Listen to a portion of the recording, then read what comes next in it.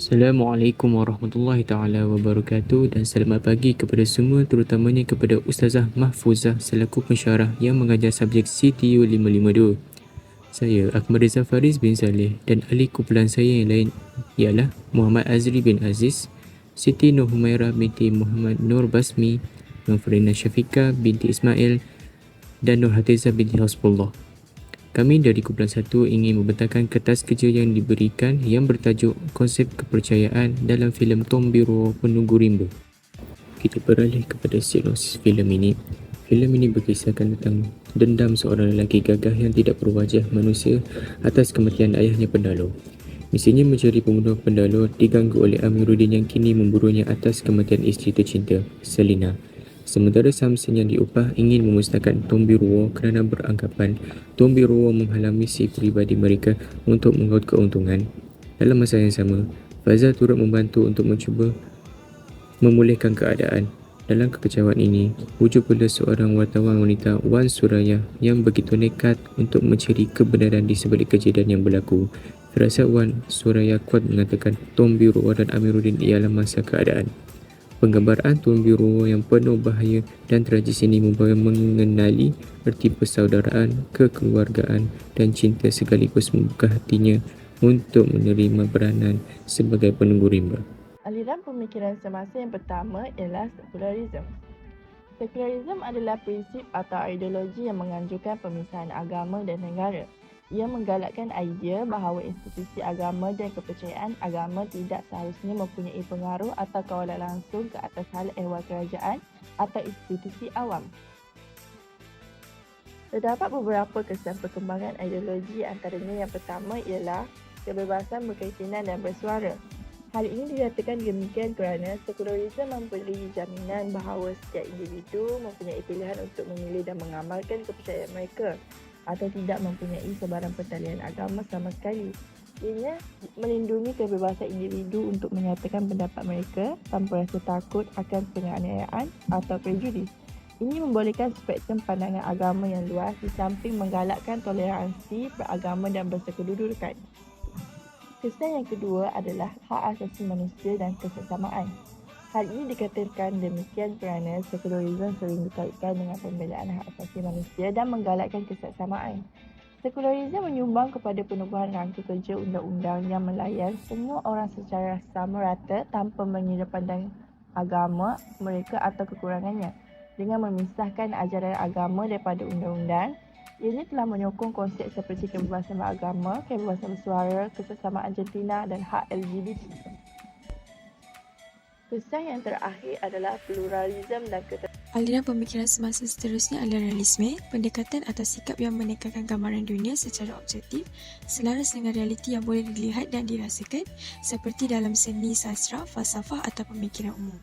Antara kesannya adalah ketegasan dan kebolehpercayaan, keagraban, tabiat dan kehidupan sebenar.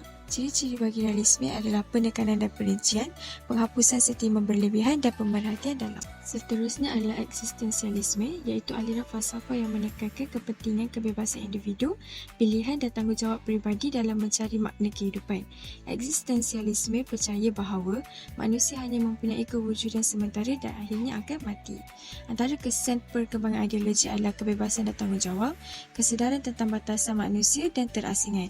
Ciri-cirinya pula adalah pilihan kehidupan, pencarian makna dalam hidup dan menolak esensialisme. Bab seterusnya, analisis aliran pemikiran dalam teks. Pertama, aliran realisme. Tema utama filem Tombiro Penunggu Rimba ini adalah mitologi dan alam gaib. Terdapat juga unsur realisme yang boleh kita lihat dari filem ini. Watak-watak dalam filem ini ada menunjukkan perasaan dan kesukaran manusia yang nyata di mana kita dapat kenal pasti teka-teki tentang moral, cinta, kehilangan dan perkembangan diri yang kita sendiri alami dari filem ini. Antara babaknya adalah ketika malam Tombiro bakal dilahirkan, Tarawik bergaduh bersama Gagai yang cuba membunuh ibu Tobugi, tetapi tewas kerana Gagai sudah dulu diserang oleh Tarawik. Dapat dilihat di sini bahawa Tarawik yang cuba melindungi Tobugi iaitu ibu Tombiro daripada dibunuh. Seterusnya adalah eksistensialisme. Dalam filem Tombiro Penunggu Rimba ini, eksistensialisme yang dapat kita lihat adalah pada Tombiro itu sendiri, di mana beliau seorang yang hidup dalam konflik akan kerana penampilan yang pelik dan ganjil. Tetapi beliau berjaya harungi kehidupannya sendirian dengan adanya ilmu yang ditinggalkan oleh arwah bapa angkatnya, iaitu ilmu mempertahankan diri. Sekularisme boleh dilihat dalam filem Tomberu, Penunggu Rimba dengan menekankan nilai-nilai keadilan, kebebasan berfikir dan autonomi peribadi dalam menangani isu-isu sosial atau moral.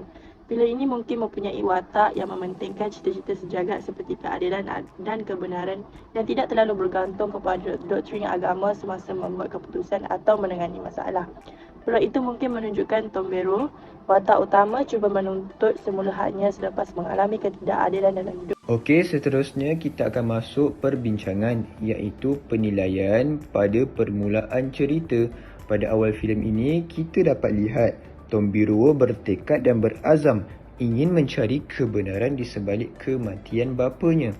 Namun, pertemuannya bersama Wan Suraya sebagai wartawan menyukarkan misinya dan mengakibatkan ancaman dari dunia luar yang mengancam tempat tinggalnya.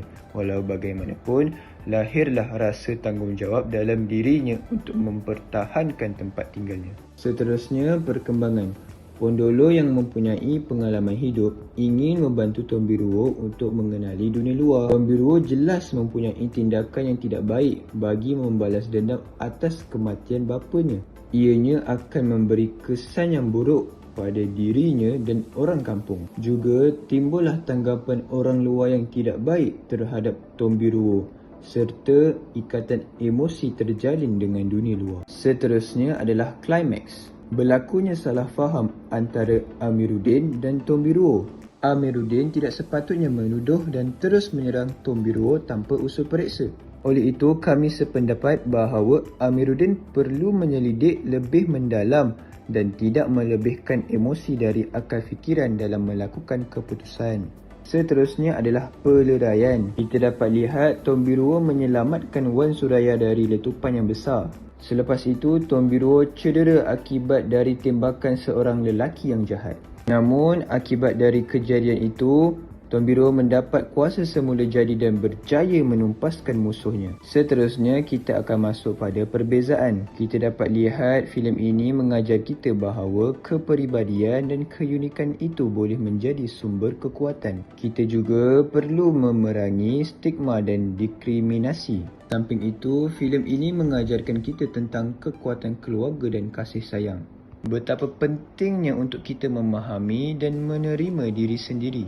Kita dapat lihat Tombiruo mula menerima dan memahami kepribadian dan kekuatannya sendiri dan menggunakannya dengan amat baik. Saya akan membentangkan mengenai cadangan, langkah dan musen.